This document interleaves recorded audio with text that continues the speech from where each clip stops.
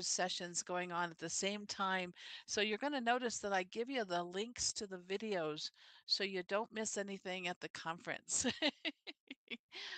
Let's see, we have 1 minute. Let me check on my stream, the person streaming to make sure you are ready. I'm looking at the text chat, but if you're busy, I'll just look in spirit. We are going to have a varied and interesting time. It might be a little surprising to you. I changed this talk last night, of course, in response to how the conference was going, because that's what I love, is feeding off your energy. I do have my dragon. Yeah, I do. In fact, I swapped out all the images for images from yesterday. Okay, great. So Beth and Fran, if you're ready to go, we're at the top of the hour. I want to welcome everyone.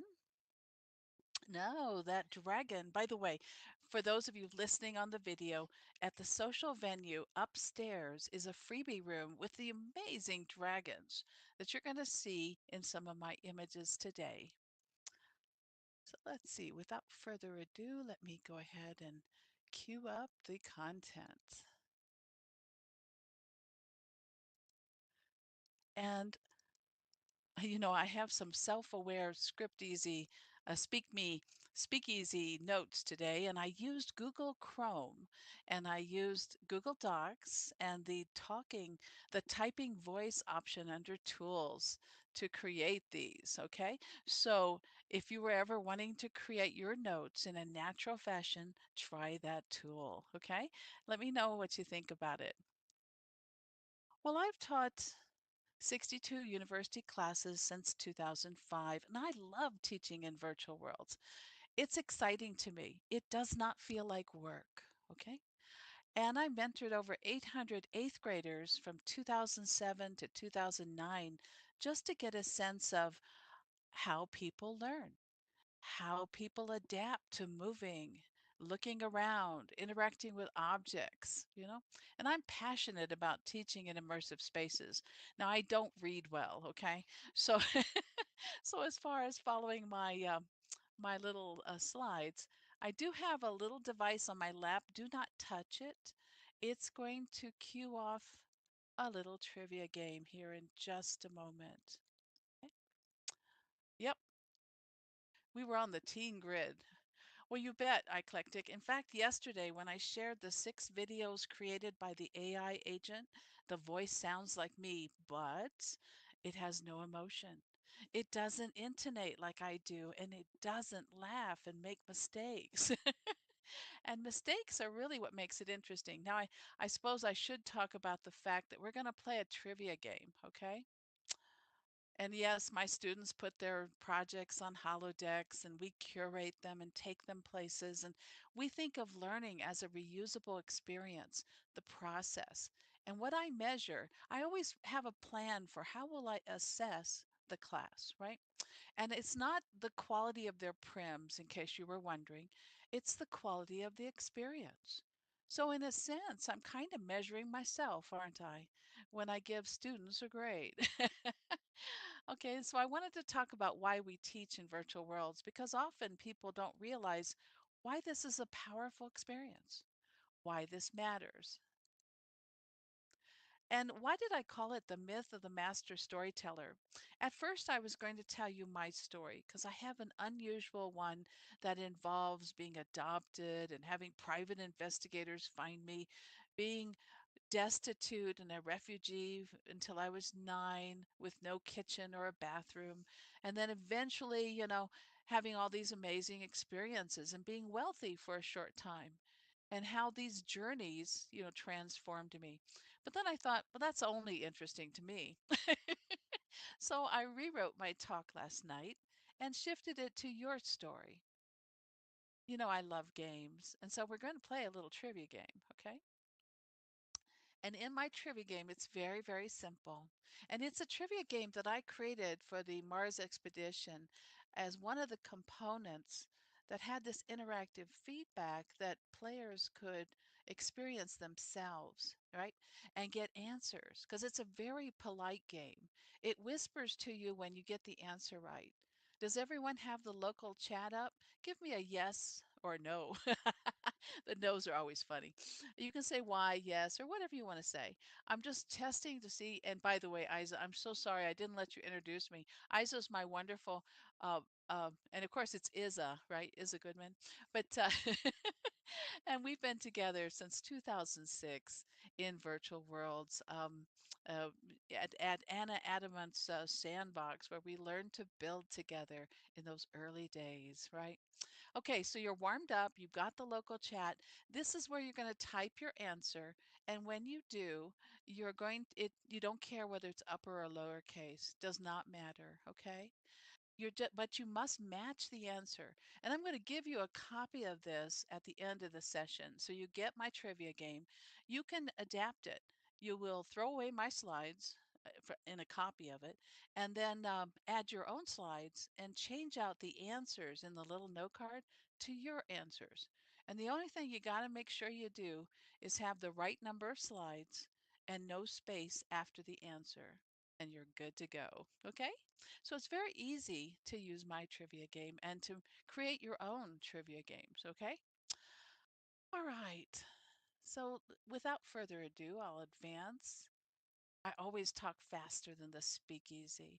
So let's introduce our topic with this first slide, slide 4 or 3, and then we will get to our first trivia question. So here's a little context, and I'm sure several of you know this information, but maybe you didn't think about it the way Joseph Campbell did. I certainly didn't, and I've been working with the hero's journey for a really long time. So what did Joseph Campbell mean about this? Well, he talks about these 4 primary functions. He talks about the mystical, the cosmological, the sociological, and the psychological. And our trivia questions are going to reflect on these qualities for a moment. So let me warm you up.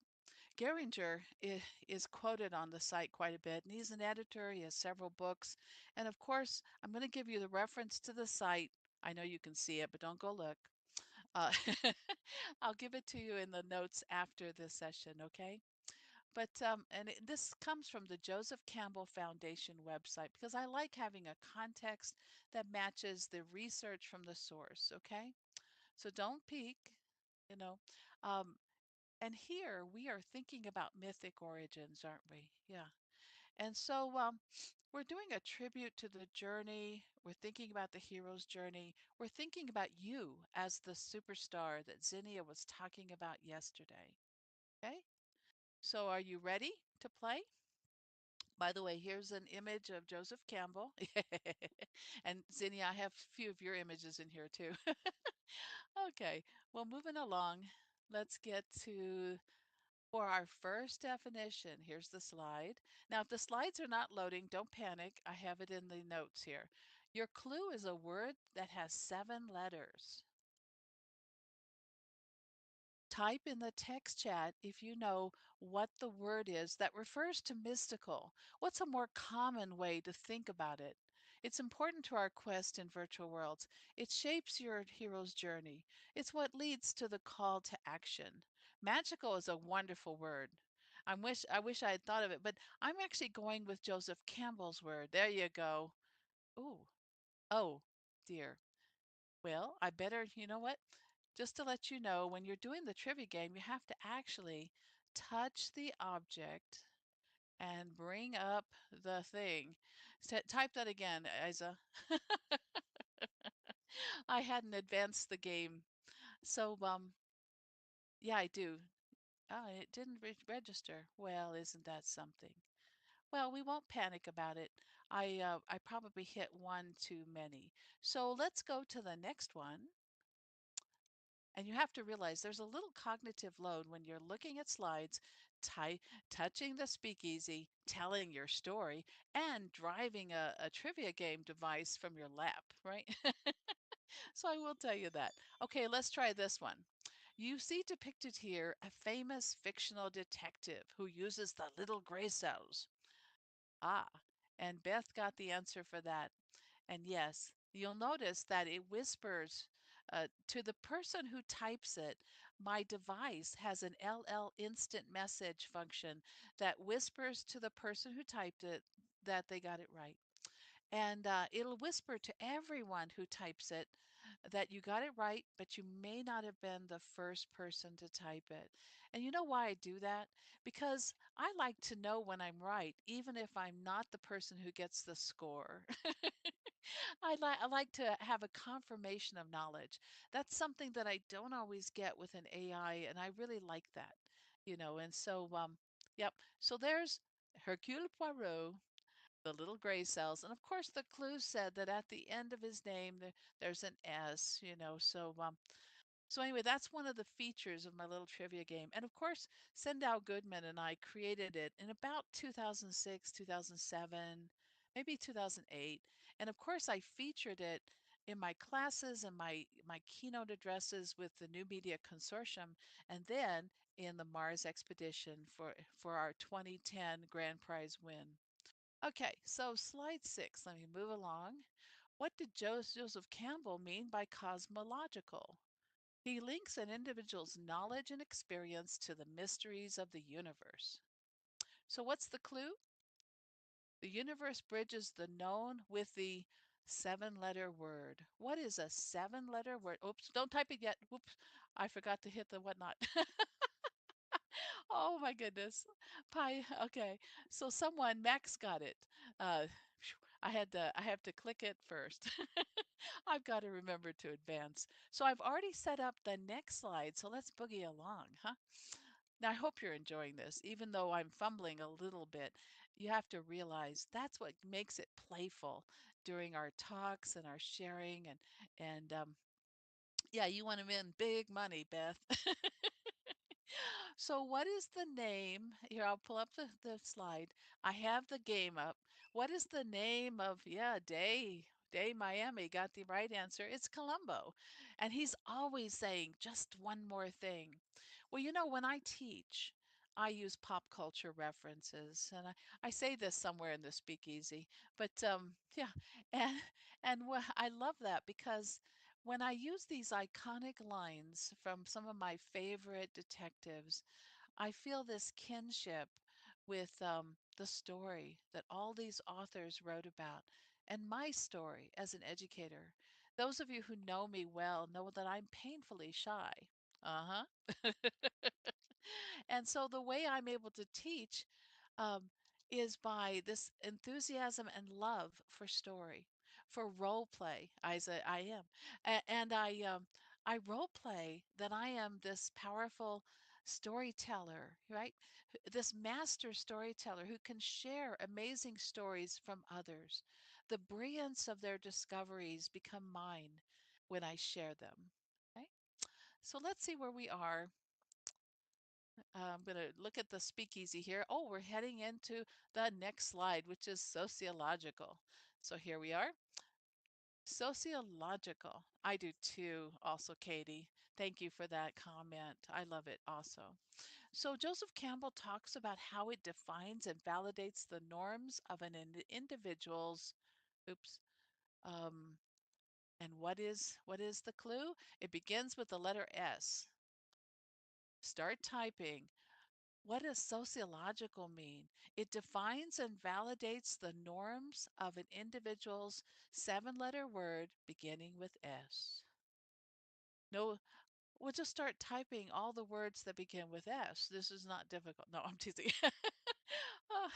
I do have the page up, and you see on the image here, you see us at the quadrivium yesterday. Oh, Leslie got it. Yay. And see, you know what I love about this? When everyone gets something right. And poor Isa's going, yeah, but you didn't advance the thing. Oh, well, we can always play again. So yes, it's society. So society, and you know what? In my research group, we wrote a chapter in a book called Gemeinschaft and Gesellschaft, and we talked about working with the 8th graders. And we talked about the importance of society. And this was according to Ferdinand Tones, who had a very interesting way of thinking about it. Okay. All right. And you see an image from our nonprofit commons quadrivium where we began talking about social good, and then we wound up talking about AI tools and how to find grant writing tools. And if you missed any of that, please, I am Buffy, because she has a wonderful link to a bunch of maybe 10 different AI tools that are great for educators and for anyone who writes grants or needs to organize appeals for social good outreach and education. So that's Buffy Bye. She's here. Yep, you bet. The connectivism at its finest. So in okay, so moving along, speaking of norms, um, looking at me in that image that you see up there, and I'm giving it time to focus just in case everyone's focus is a little different, right? And in that image, you'll notice everyone else is looking fairly normal, although some of you may not be completely comfortable with your knees apart, right? We'll grant that. But look at me. I am so comfortable in that image. And you know why? Someone tell me, and it's not a trivia question. Why am I'm Abby Normal, you bet, Zinnia. I can be myself and be quirky and have fun. I can wear a dragon. Not my dinosaur. I keep calling him a dragon because I love the dragon dino theme, and you have to realize, well, he might be a dino. Who knows? Uh, one person's dino is another person's dragon, right? And of course, I kept coloring him because someone gave me the gift of a modifiable prim, and I love that. In my classes, my students set all their permissions to full on. That's one of the first things they learn to do so we can collaborate and cooperate and work together. And I love dragons. Yes, I do. Okay, well, let me get back to the old speakeasy, right? And yeah, I'm sitting on the lap and I call him a stuffed dragon, but he can be a dino. It's no worries. If you saw the thing I created last night in the Mythic Origins Fable of VWBPE, you'd know that that dragon's looking really good. And later, I think in the slides, I tell you to go get a copy because I did make it full permission so you can change it and make it part of your origin story and improve on it. But it does fly and you can wear it. uh, in any event. Oops. Yep, the previous slides featured Hercule Poirot, Columbo, and of course, now we're going to get to another famous, iconic figure. In slide 9, who is this? Oh, Beth was ready. Phew, Sherlock Holmes. Woo. She knew that I had to pick my giants. I would have featured Miss Marple, but she's depicted so many different ways that we don't always recognize her. In the books, she's an octogenarian who's very thin and tall. And yet, most of the people who play her are not, right? You saw it coming. You're so good. Oh, you guys. Yeah, that's the thing with these slides. But I can't help it. It's okay. And I left it up there so long, didn't I? But no worries. I love everyone's a winner. And so let's move along here. I did like Benedict Cumberbatch as Sherlock Holmes. I thought he did a fantastic job, right? So we'll move along out of that one. So I use pop culture in my classes. And yes, I teach a lot of students from many cultures. In fact, there's one school, I teach for 5 schools up until December, and now 3 to 4 schools. And I'm teaching 11 classes this term. So pardon me, I was up late last night grading, right? And pop culture is important. It keeps me energized and on fire. The students humor me, right? They love it, even if they don't share the same culture, right? Our shared story comes alive when we're entertained, and I need to be lively, right, to have fun, because otherwise, we're not doing. Wait, do not type. Do not type. Let me advance. Am I on slide 10? Yes, I am. Okay, good. So in this one, um, Joseph Campbell Foundation, he talked about it as pedagogy. And I thought that was interesting. From our education perspective, we think of pedagogy in a very particular way.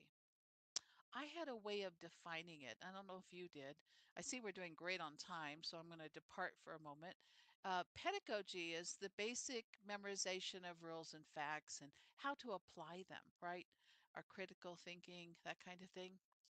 And I better get to the clue. I know Beth and others are like, wow, Campo was referring to our, yes, our culture, Leslie. You're so good. And I don't even know if Leslie and I are friends, but if you want to be friends, you're welcome to friend me. You know, I may be a poor friend because I'm always busy, right? And always talking. This is my 359th talk in like 23 years or so. Yeah. Yeah, well, it was about our culture. And see, I thought this was very interesting how he identifies these terms, which I wouldn't have either, Beth, psychological with culture, and yet he's forming connections, right, that we think about. Yeah. And well, let me get back to the slides. But when it comes to pedagogy, and of course, this is all about the clue thing. We'll just breeze on ahead, right? Because you already did it. Okay. But when we think about the culture, and I am going to recap those terms, but let me take just a moment. Pedagogy, rules and facts, teacher centric, right?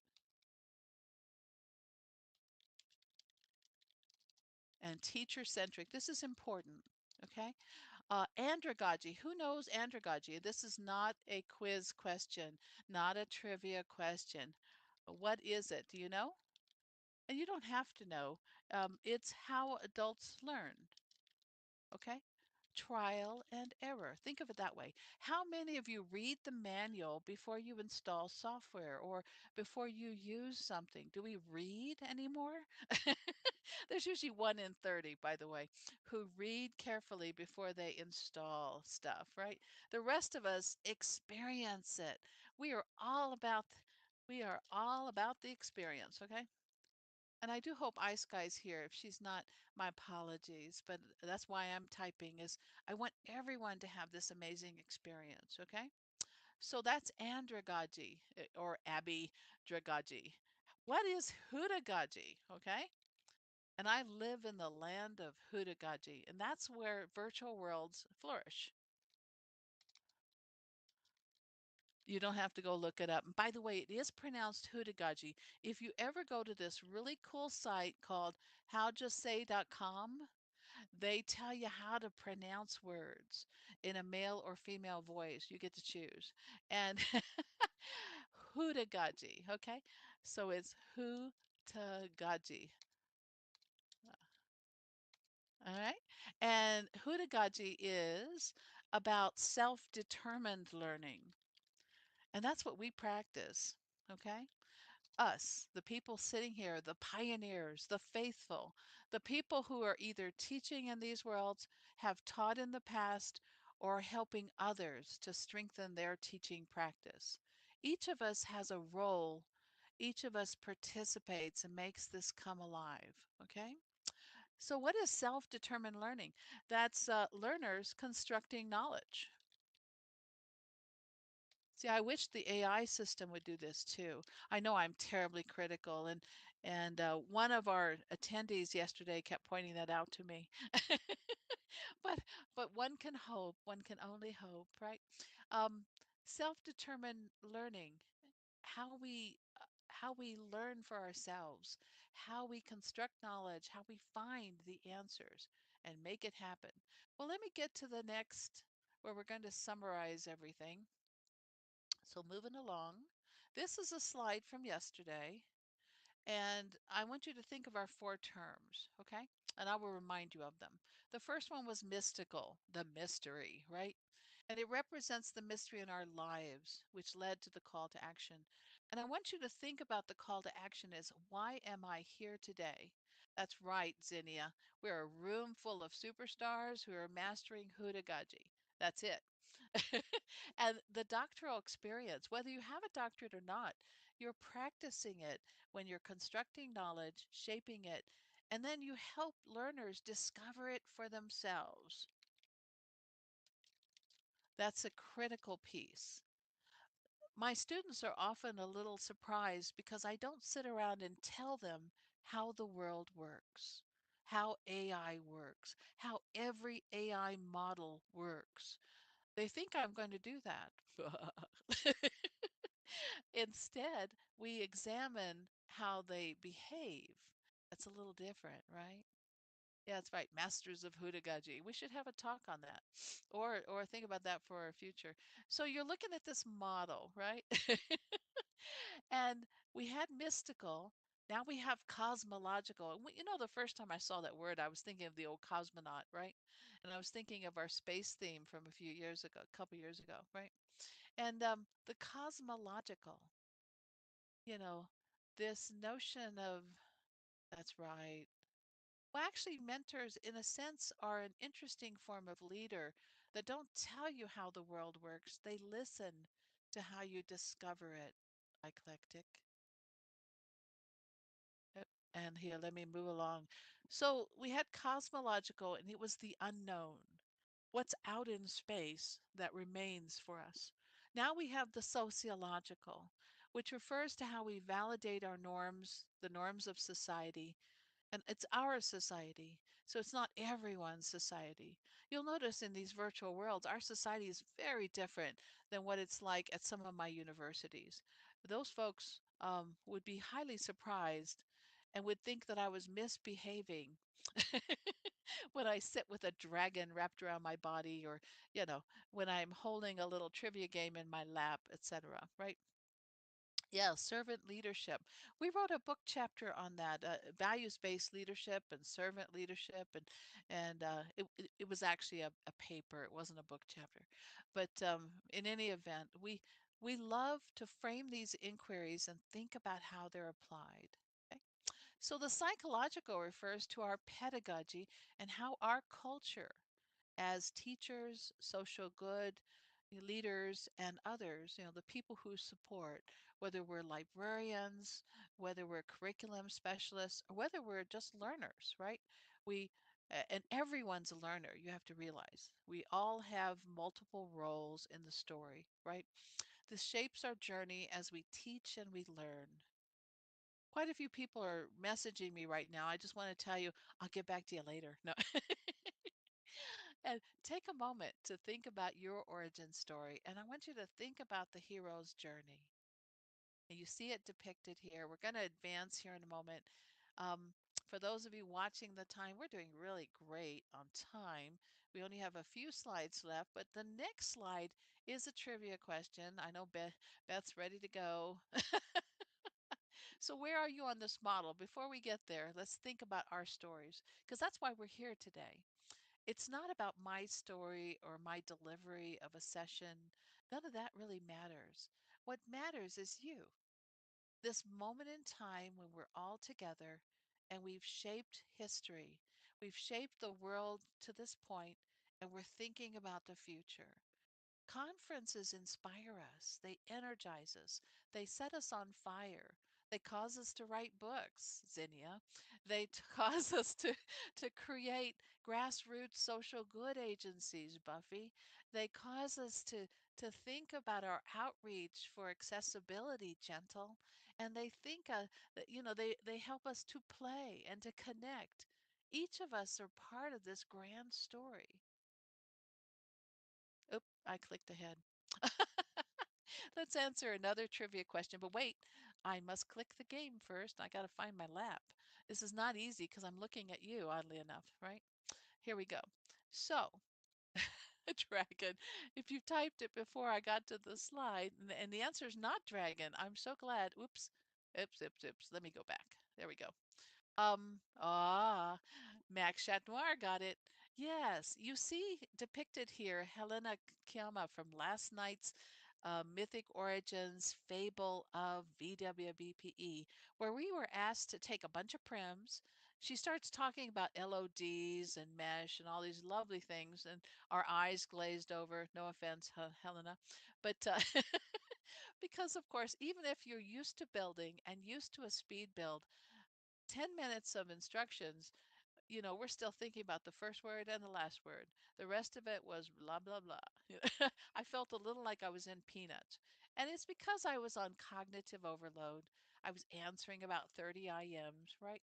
And of course, yeah, we forget about all that. Yep, sorry. But I loved your outfit and I loved what you were wearing on your arm. And I started crafting stories about your arm and the wonderful cut of the bottom of your skirt. I said, "Oh, I love that." And then I started inspecting the designer and started researching them. And you're carefully crafting instructions that I'm not paying attention to. I have mad building skills, but I don't know everything on the planet. You can ask Isa about that. So when you're not sure what to do, yeah, you meet with the mentor and you get some help. Yeah, yeah. And of course, I give you the story here in the text because I know that not everyone can hear me as I tell this, my silly tale, right? But you have to realize these moments in time, the images I took, the experiences I had, will last me a lifetime. They will be part of my journey and my story. And I just wanted you to know how important you are. These little events we host are really, really important to our future. Okay. Now, my team during last night's event, and I know some of you weren't able to make it, um, so I wanted to share this with you. I was with Stranger and Eclectic, and of course, I instantly asked them, "Okay, let's come up with our theme," because my daughter is always telling me, "Mom, before you write a story, you have to have a theme," and I'm like, "I do." Yeah, my team had Stranger Nightfire and Eclectic, who's an artist. And Stranger is a poet, a cowboy poet, a singer, songwriter, and of course, someone who connects through many adventures. And he happens to have an alter ego who's female, as well as himself, to understand the experience of maleness and femaleness, and also to understand the complexities of this amazing world. So I had an awesome team, right? But we're a little paralyzed by having instructions that we didn't listen to, right? And of course, the final instruction was assign roles among your team and let someone be in charge of roles. And I said, well, let's think here. We have an artist who doesn't care about rules, and we have a free thinker who's every gender that one can be, right? I think I collected this really defines you and stranger for me. I see him smiling. And so I said, well, okay, fly like an eagle. So I start singing. And then, of course, a stranger mentioned Imagine by John Lennon. And so I started singing a little more. And then I thought about Rhiannon sitting in an eagle nest. And I thought about the biome. And I thought about this amazing journey. And then I said, I love my little dino dragon. I love this tactile haptic experience here. So I started creating a toy. And I and by calling it a toy, I was liberated from the responsibility of being authentic or realistic or faithful, right? And so, what brought me into the virtual world was the playfulness of this world, the liberation from being perfect. I don't have to be perfect. I can be me. And Here, I'll type that because I think that's a critical component here, that when we abandon our fear and we no longer need to be perfect, imagine what we can accomplish. Imagine how the world unfolds before us. Okay. Now, I don't know what I said in the speakeasy, so I'm gonna have to keep thumping, right? We do have another trivia question. It's not yet, so relax. Yep. And so, I do want you to tell me about your story, but I will tell you, get a copy of our build. We made it full permission. I put it in the little giver, and you can modify it, make it your own bird or something else. You can get on it, type the word start, and in the little script for it, I changed it to VWBPE hero and adventurer, and it talks to you, is what I'm saying. So if you talk to it, it talks to you. You can say start, you can say stop, and it's a script originally by Kuba Terra, who um, who did Abercrombie's Aerodrome, which is part of the origin story of Second Life. one of the first airports. And of course, so it's this, and of course, his work, he always says it was for free back then, but you have one obligation. It must always still be free. You must still give it, and it must be full permission. So you'll notice the script's full permission, and and he has a funny little note in it where he says, "Hey, the animation's all yours," because I don't know, you know. And so I put in a little sit. Your legs are a little bit apart, but it's modest, Zinnia. It's not crazy looking. But we are leaned back a little bit. That way we're astride the eagle, okay? You just type start, you start flying. You can say stop, you can say help at any time and let it talk to you. And then you could always add to it and use it with students and have a fun, crazy, creative thing, right? So that's another gift from this session. Okay, well, back to work, right? So, so in your call to action, I want you to think about your story. Were you a tourist when you came here? When you first came into Second Life or Open Simulator or any virtual world, it could have been Active Worlds, there.com. I was in quite a few of those. And of course, uh, I found my place in Second Life, and I felt very comfortable here. When OpenSim opened, I felt very comfortable there because I could host the world and modify how the world worked. Each place and each community and each society is critically important to me. I have a lifetime membership in here now because I believe in this place. And yet, I have like 7 OpenSim characters. We have 18 grids in OpenSim. So I think of myself as a traveler, right? I think of yeah, kicking back in the chair, you bet. And I think of you as fellow adventurers on this story. And you're at different parts of the story, perhaps. Well, what is your role? Are you a creator? Now, some of you don't like to create, and I get that. I force my students to create. And what I do is I created a little um, learning activity that takes 10 minutes that teaches them basic skills and intermediate skills. You all remember my tube becomes a lamp, right? Where they learn to create a Tiffany lamp from one shape, a tube.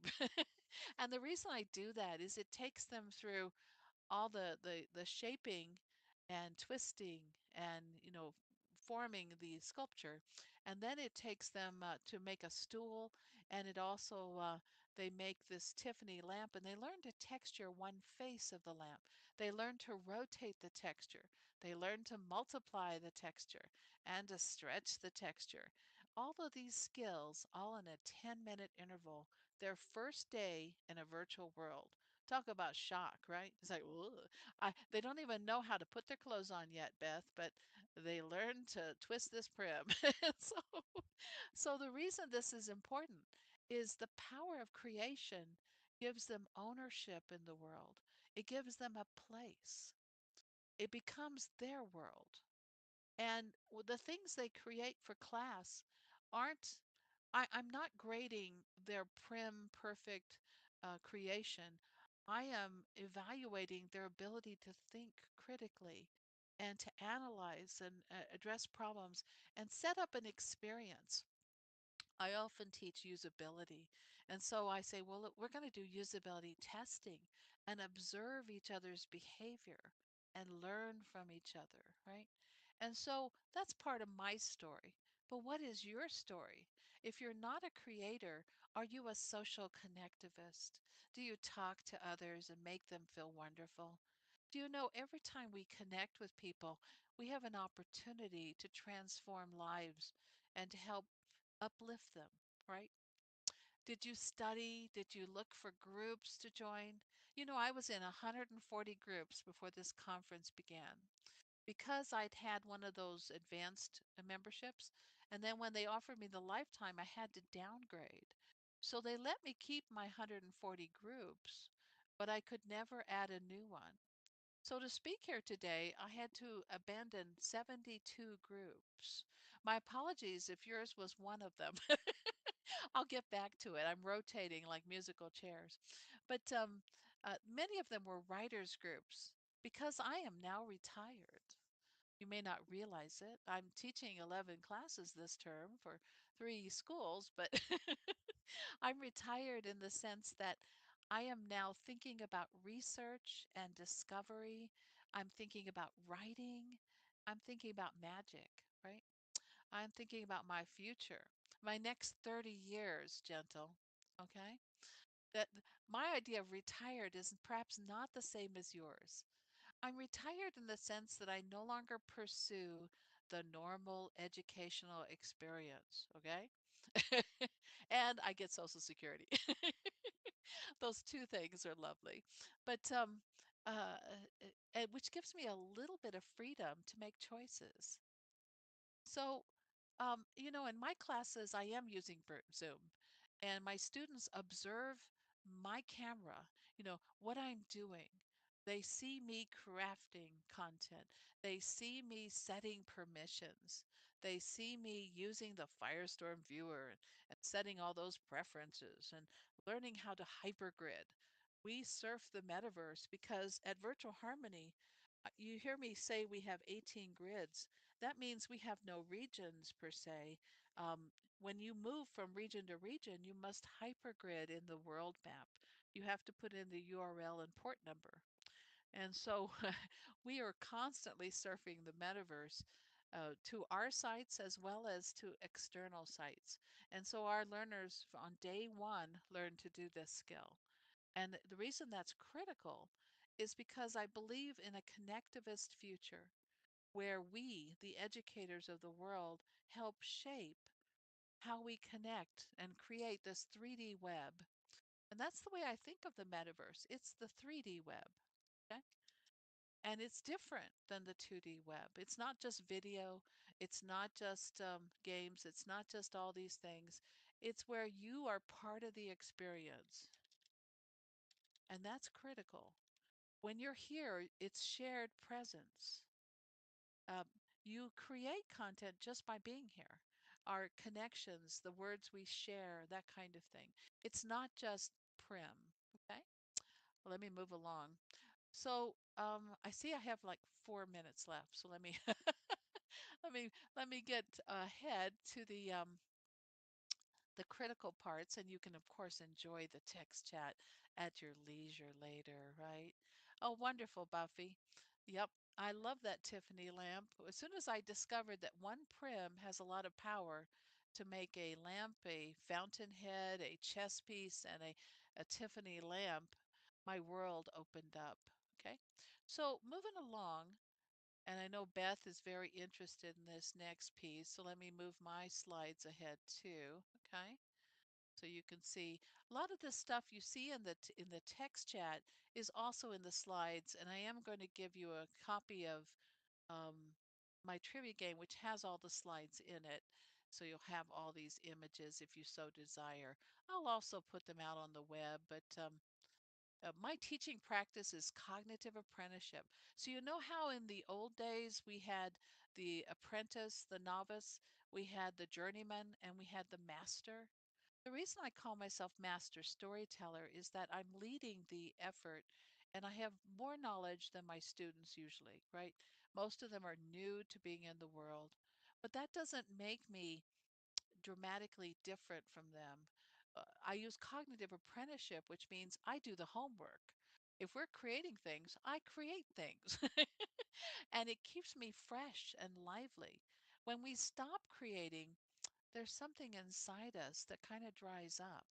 And I just want you to remind you of that because you'll notice I'm a gamer and I'm a power gamer. I'm not just a gamer. I'll play 3 accounts at the same time, because I must be my own party. I play at times when not everyone else is playing, right? And so, yeah, an appreciative inquiry was something that Delightful Durango encouraged me to embrace, and that is seeing the positive in what my students do and produce and reinforcing that positive, which gives them courage that Zinnia talks about when she transforms her students from people who fear to people who master and become superstars.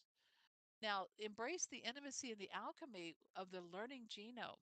I'm going to share that with you, but not talk about it. This was our virtual harmony presentation at MIT in 2011, and the New Media Consortium asked us to speak on it. Delightful Duango, Frankie Yanakura, Spinoza Quinnell, Andy Stricker, and I spoke on it. And I named the thing, right? And of course, at the time, I'm thinking, what's the learning genome? Because I don't always know the answers to my topics, right? But it's the impact of neurons on our cognitive functions in learning processes, just in case you didn't make that journey. So here's our last trivia question. What do you plan to accomplish? And of course, um, Buffy got it. You were really close, Beth, with Star. But the answer is the hero's journey, and you are the hero. That's right. So, I want to thank you all for joining me today. I want to encourage you to dream big, to not limit yourself, to keep track of your origin story, and to think about how you got here today. That's it. We are all heroes and we're all singing together. And you'll notice in all of my sessions, I love it when you talk too. If you're not talking, I'm not happy. Okay. I call that active listening. And I insist, I used to pay my students to type in the text chat, and I would ask them a question and I'd say, number your answers. And for every answer you gave me, I will give you 10 lindens. And they'd give me 12 answers or so. And it was so funny because to watch 22 people typing furiously who normally in their culture would never type, right? So funny. Well, you know why I did it? It wasn't bribery. They needed seed money to upload slides, right, for their work, for their textures. They also needed to get some cool clothes and to feel ownership. No, no, you're right, though. Others said, you're bribing them. I said, no, no. Everyone needs a little mad money in a virtual world. And you will notice that on some of my birthdays, we all get money, right? Because we need to celebrate together. That's it. So, well, I think of it as my experience improves if we're all happy. You know what I mean? So, money for myself, and the origin story I was going to tell you all is I gave up a multi-million dollar trust. And I neglected to tell my husband at the time, who was very annoyed with me. And the reason I did it was to prove to my family that I loved them and that money was not a driver in my life. And they never really understood that. They thought I was a crazy woman, which is quite possible.